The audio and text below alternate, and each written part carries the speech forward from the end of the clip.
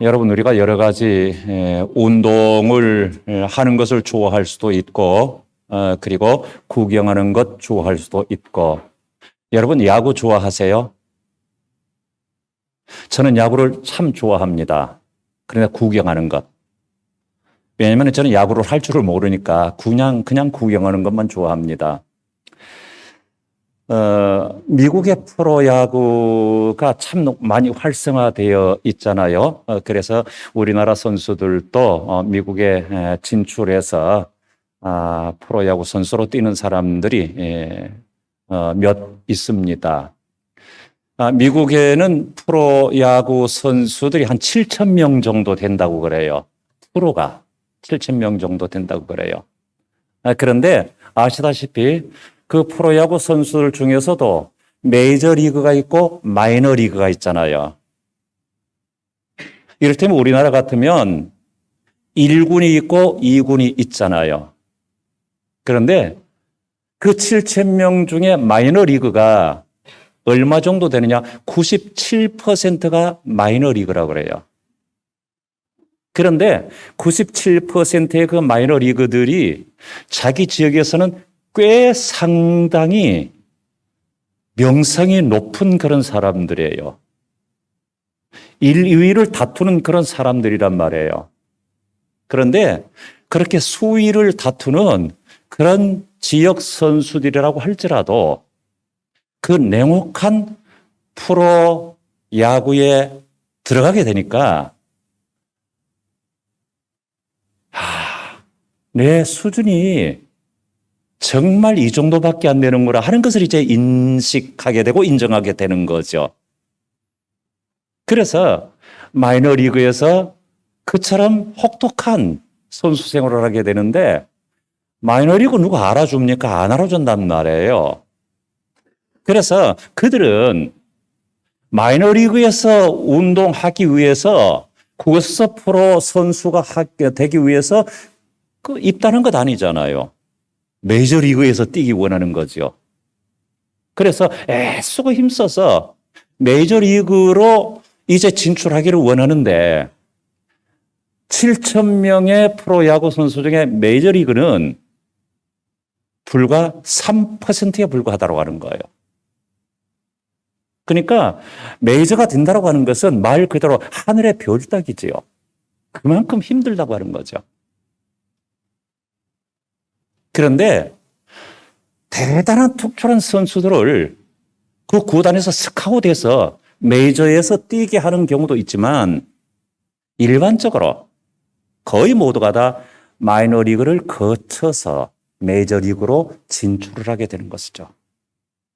그리고 중요한 것은 무엇이냐면 그 메이저리그에서도 까딱 잘못하면 마이너리그로 강등될 수가 있다고 하는 거예요. 쫓겨갈 수가 있다고 하는 거죠. 그리고 마이너리그에서도 잘하는 선수들을 이제 다시 메이저리그로 올려보낼 수가 있다고 하는 것입니다.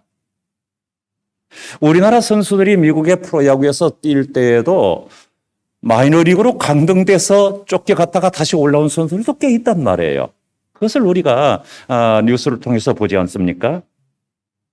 성경 사무엘상 22장 말씀 보면 다윗이 사울 왕의 손길을 피해서 아둘람 굴로 피신했던 적이 있습니다. 이때에 다윗을 추종하고 다윗에게로 함께 모였던 사람들이 400여 명 정도 됐어요. 그 400여 명 정도 모이는 사람들은 어떤 사람들이냐?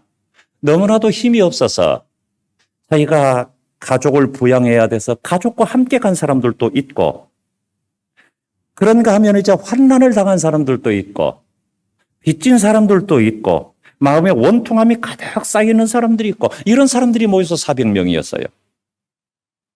그런데 이 사람들 모두를 다 다윗은 건사해 주었다고 하는 것입니다.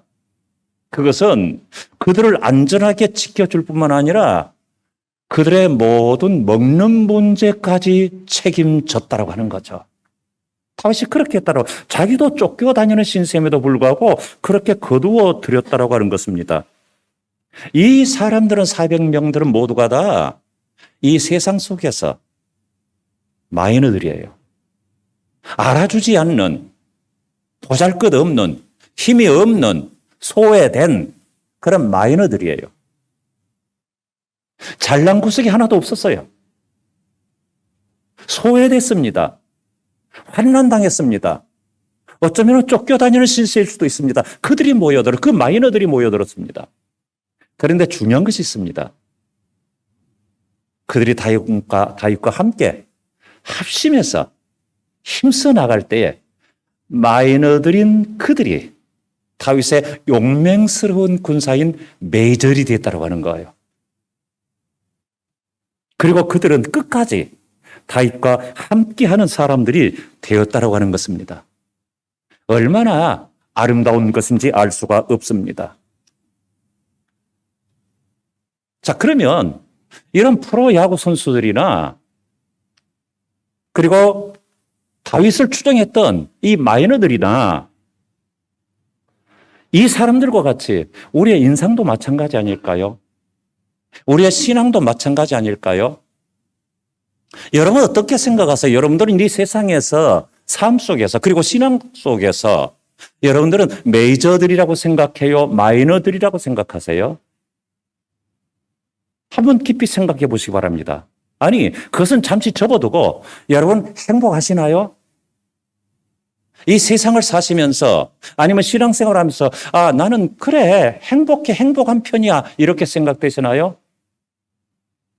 제가 여러분들을 바라볼 때는 객관적으로 물론 이 행복이라고 하는 것은 다 자기 주관적인 것이고 상대적인 것이기 때문에 나름대로 여러 가지로 판단할 수 있겠지요. 다른 사람이 볼 때는 저 사람 행복하다 생각되어도 스스로는 나는 불행해 이리 생각될 수 있고 다른 사람 보기에는 불행해 보인다 해도 나는 나 행복해 이렇게 생각될 수 있지요.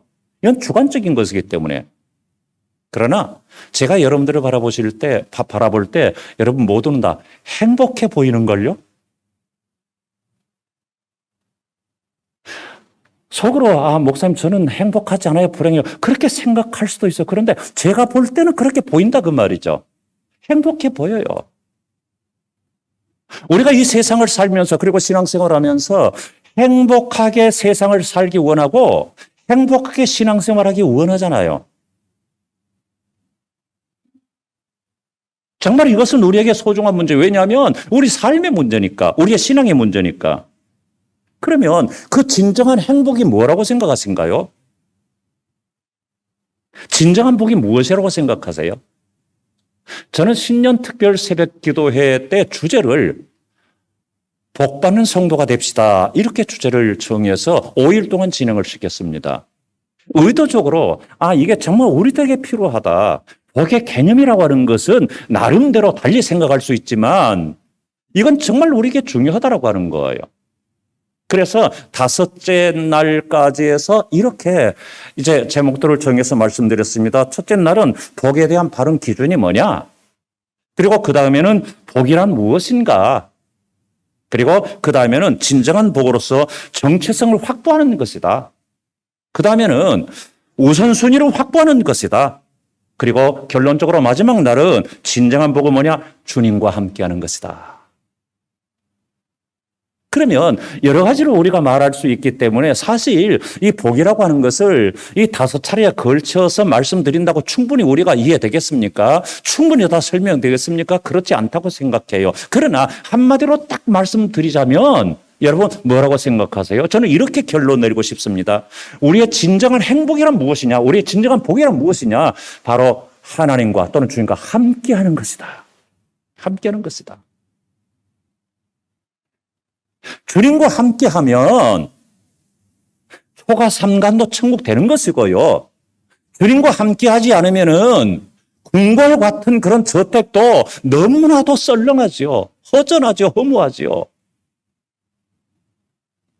주님과 함께하는 것이 천국이지요. 주님과 함께하는 것이 참된 만족이지요. 그래서 우리의 진정한 행복은 주님과 또는 하나님과 함께하는 거다. 함께하는 거다.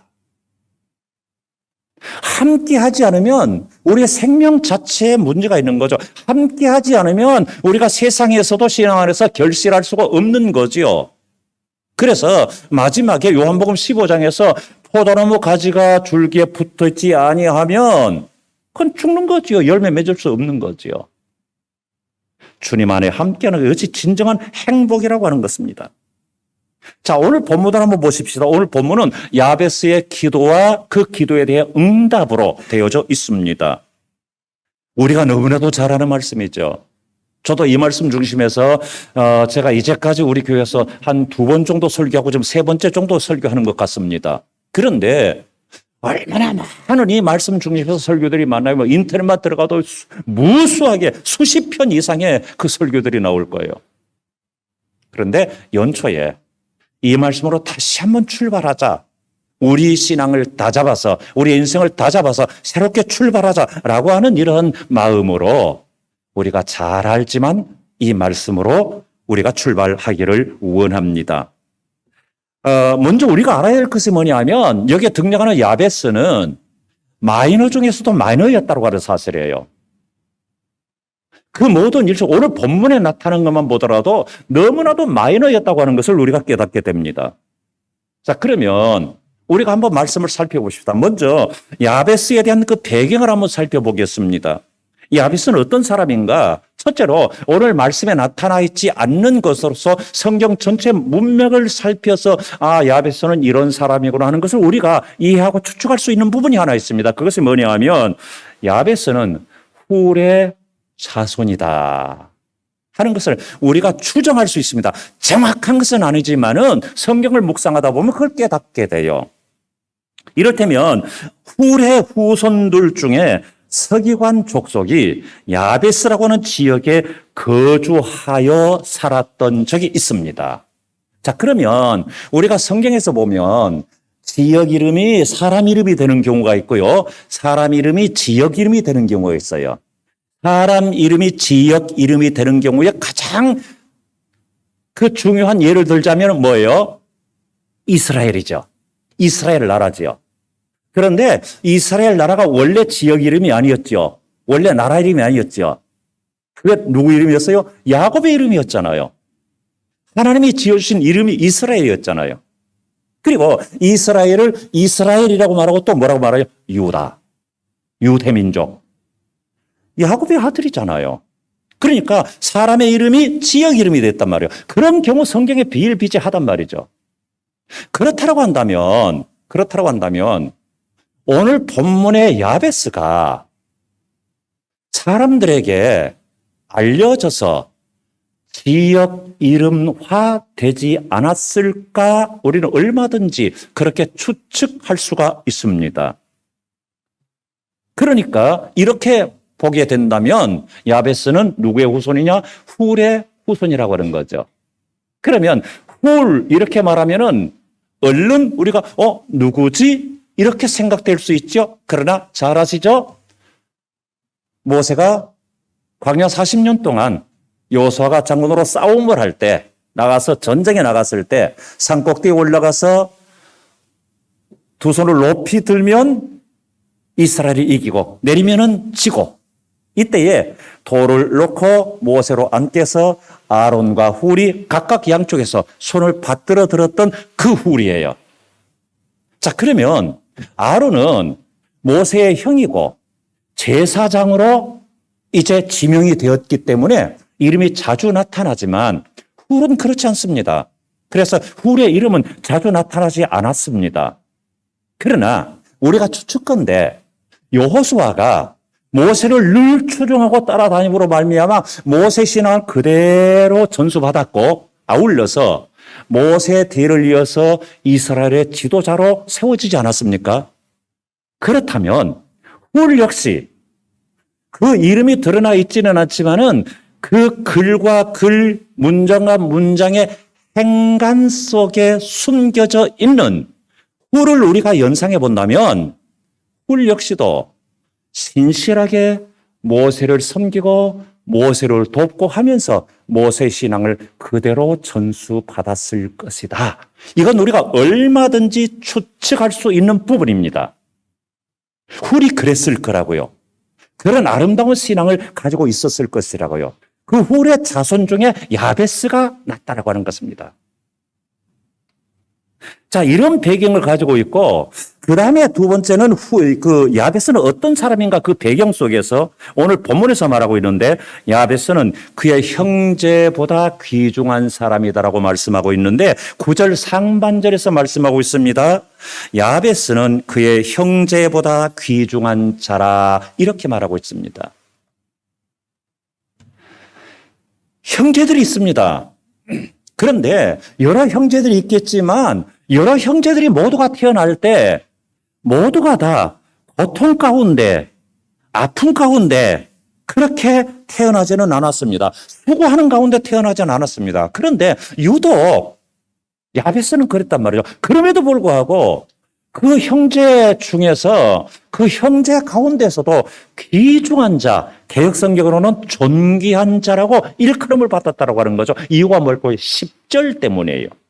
10절에서 그는 진지하고 신실한 믿음 가지고 하나님께 기도했고 응답받았기 때문에 바로 형제보다도 귀중한 자다 이렇게 일컬음을 받았다고 하는 것입니다. 그러면 야베스는 하나님께 복을 간구한 사람인데 그리고 거기에서 응답받은 사람인데 야베스의 기도는 더 많은 복에 대한 간청이 아니에요. 언약적인 복에 대한 호소였습니다. 그리고 야베스의 기도는 더 넓은 땅을 달라고 소원하는 것이 아니라 유업으로 받은 기업을 회복시켜 달라고 탄원한 거예요. 당시 이스라엘의 모든 지파의 땅들이 한정되어 있지 않습니까? 그러니까 다른 땅을 내가 차지할 수 있도록 해달라고 말하는 것 아니에요. 자기 기업 중에서 내게 돌아올 분깃에 대한 약속을 이행하도록 하는 것이에요. 예컨대 갈렙과 같은 경우겠죠. 갈렙 역시 그가 여호수아에게 탄원하기를 다른 지파 땅을 내가 차지할 수 있게 해달라고 하지 않았어요. 우리 지파에 주어진 땅인데 누구도 나설 수가 없는 땅, 불모지와 같은 땅, 그 사람들을 대적하기가 힘든 그 땅. 내가 나가겠다. 내가 하겠다. 내가 차지하겠다. 약속 따라서 나는 나가겠다. 그래서 자기 곳으로 만들지 않았습니까? 그와 같이 우리에게 주어진 땅이 있는데 그것을 내가 확보할 수 있도록 해주시기 바랍니다. 이렇게 기도했다라고 하는 것입니다. 그렇다면 야베스는 하나님을 목적 삼고 그리고 하나님의 약속을 확신한 사람이라고 하는 것을 우리가 깨닫게 됩니다. 그래서 야베스는 세상적이고 육신적인 것을 구한 사람이 아니라 신령한 약속을 구하고 그것을 사랑했던 사람이라고 하는 것을 우리가 깨닫게 됩니다. 그래서 야베스는 귀중한 사람, 존귀한 사람이라고 인정을 받게 된 것입니다. 그리고 그 다음에 야베스는 어떤 사람인가? 야베스는 수고로이 태어났다 그렇게 표현하고 있습니다. 그 이름의 뜻이 그렇습니다. 9절 하반절 말씀 보니까 이렇게 말하고 있습니다. 그 어머니가 이름하여 이르되 야베스라 하였으니 이는 내가 수고로이 낳았다 함이었더라 이렇게 말하고 있습니다.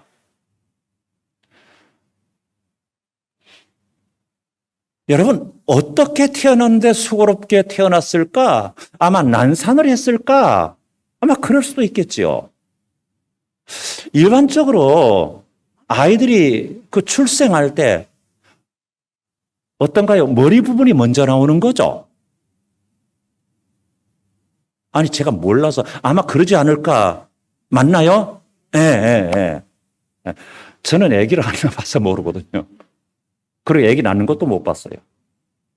다 수술했기 때문에. 그런데 혹시 발이 먼저 나왔을까? 어쨌거나 그 어머니가 야베스를 해산하면서 너무 힘들었다고 하는 거예요.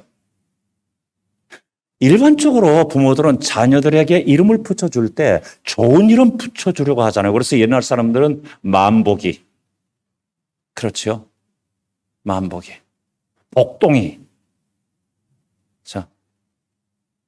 어쨌거나 그것이 좀 이름이 수준이 좀 오늘날에 별로 안 맞다 하더라도 좋은 이름 붙여주려고 한단 말이죠. 그런데 수고. 이게 말이 되거든요. 아니, 이삭은 괜찮아. 기쁨, 웃음 괜찮잖아요. 그래도. 그런데 괴로움, 수고 마치 마라와 같이 그게 듣기 좋겠냐고요. 그런데 라헬이 베냐민을 낳고 오죽했으면 베논이라고 이름을 지었겠어요? 너무 난산을 했으니까 힘들어서. 그와 마찬가지로 야베스의 어머니가 야베스라고 하면 너무너무 힘들었을 거라고요. 그래서 수고롭게 낳은 아들이라서 야베스라고는 이름을 붙였다면 그럴 정도였다고 하는 거죠. 자, 그런데 이러한 배경, 본문에서와 본문 이외에 그런 배경을 가지고 있는데 그런 야베스가 어떻게 했느냐? 오늘 본문에서 기도했다라고 하는 거예요. 기도했다라고. 이것이 핵심이에요. 야베스에서 중요한 것은 뭐냐 하면 기도했다라고 하는 것인데 10절 상반절에서 이렇게 말하고 있습니다. 야베스가 이스라엘 하나님께 아뢰어 이르되 이게 무슨 말이요? 기도하여 말하기를 그 말이죠. 기도하기를.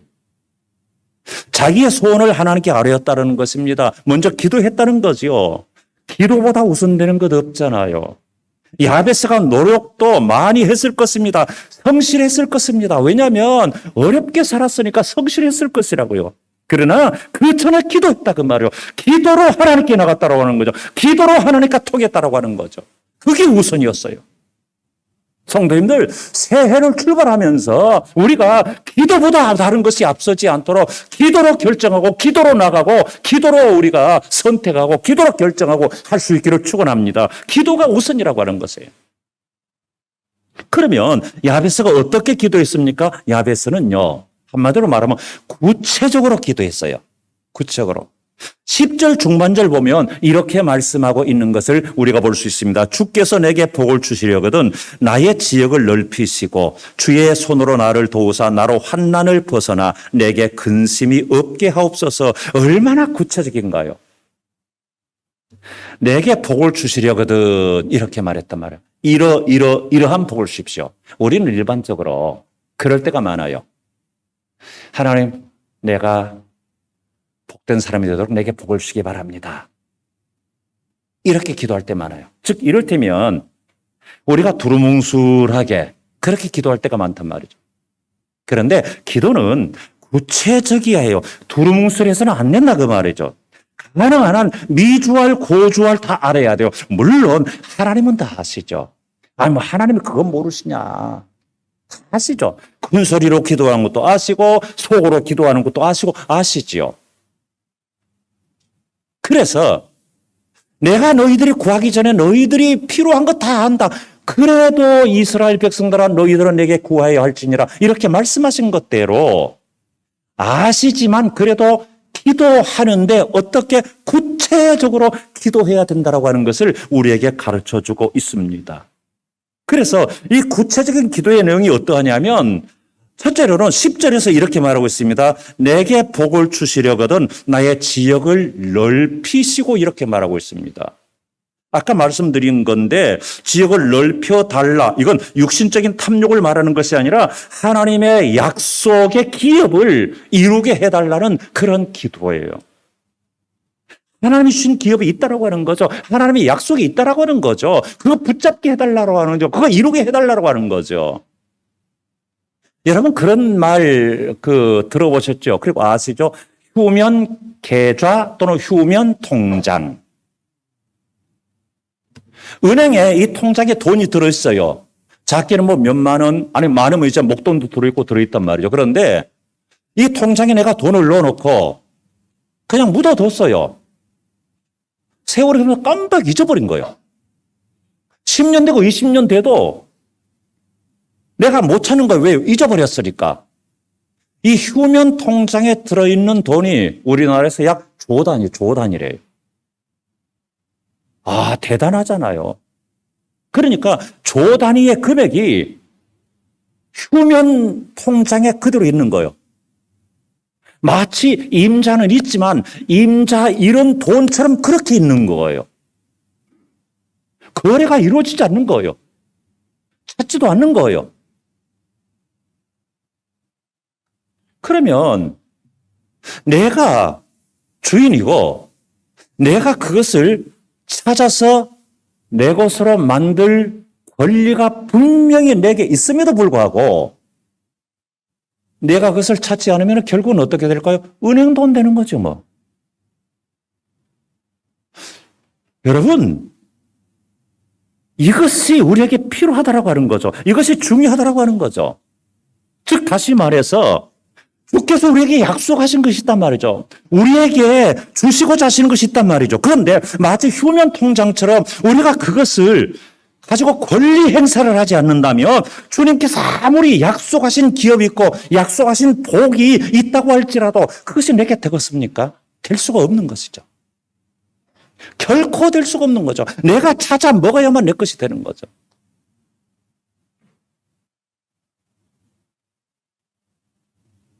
이것이 우리의 신앙, 우리의 믿음이라고 하는 것이죠. 이 세상에서도 그러하지만 우리의 믿음에 관해서는 더욱더 그렇다고 하는 것이죠. 아무리 어마어마한 약속이 내게 주어졌다고 할지라도 내가 그것을 내 것으로 찾아 먹지 않는 한 아무 쓸모없는 것이 되고 만다라고 하는 것이죠. 야베스는요, 어려움 가운데 성장했습니다. 어려움 가운데 태어났고 어려움 가운데 살았습니다. 그러나 그는 약속 붙들고 살았어요. 약속 붙들고 기도했어요. 약속을 자신의 것으로 만들었어요.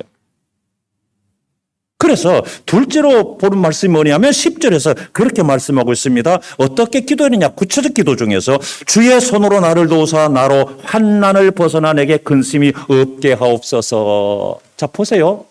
야베스는 어떤 사람이 있느냐면 태어날 때도 난산을 했는지 수고롭게 태어났어요. 여기에서 나로 환난을 벗어나게 하시고 내 근심이 없게 해 주시기 바랍니다 했다면 지금 현재 환난이 있어요. 근심이 많아요. 그렇다면 야베스는 정말 마이너 중에 마이너, 정말 불행한 사람이다. 이걸 우리가 알 수 있잖아요. 태어날 때도 수고롭게 태어났고 살아가는 것도 환난이 있어요. 그게 근심 덩어리예요. 이게 떠나지를 않아요. 오죽했으면 환난을 벗어나게 해주십시오. 여러분, 우리가 이런 사람 되게 해주세요. 저런 사람 되게 해주세요. 이런 것 주세요. 저런 것 주세요. 환난 좀 벗어나게 해주세요. 근심 좀 하지 않게 해주세요. 이렇게 기도하겠습니까? 오죽했으면. 근데 이게 소원이라 그 말이에요. 이게 소원이라 그 말이죠. 여러분, 야베스에 대한 기록이 달랑 2절밖에 없어요. 성경 그 어디에도 없어요. 인물로서 야베스에 대한 기록이. 그러면 너무 인색해요. 그 앞에서 좀 설명을 하든지 아니면 뒤에서 좀 설명을 해서 하든지. 즉 이를테면 야베스가 이렇게 수고롭게 태어나서 이러하게 기구하게 살아왔다. 그럼에도 불구하고 신앙을 잃지 않았다. 이런 얘기를 좀 해주시든지.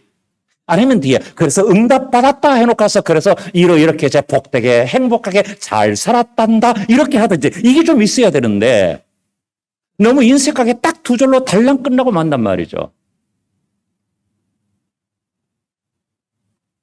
왜 그랬을까요? 저는 이렇게 생각해요.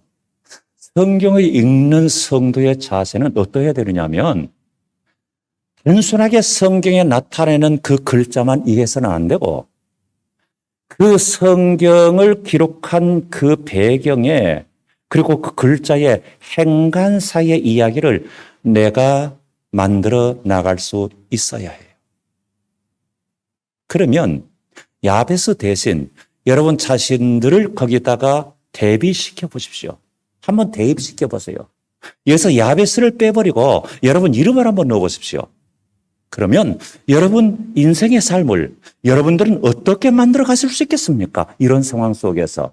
이렇게 구했고 그래서 응답 받았습니다. 앞으로 여러분들은 그러면 어떻게 살아갈 수 있겠습니까? 그걸 여러분들이 써나가는 거예요.